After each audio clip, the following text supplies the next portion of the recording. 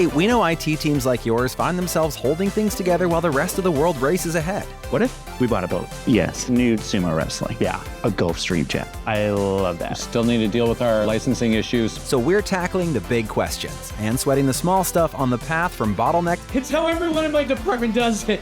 to breakthrough. And sometimes back again. I'm sorry I yelled. No, we're getting fired. In every episode, we dig into the stuff that makes life difficult for IT people like you every day. Find out if there's overlapping tools. There's so much that you don't know about that's happening in the organization. This isn't a large company issue. This is an all company issue. Those are very fundamental business issues. Yeah. And maybe, No!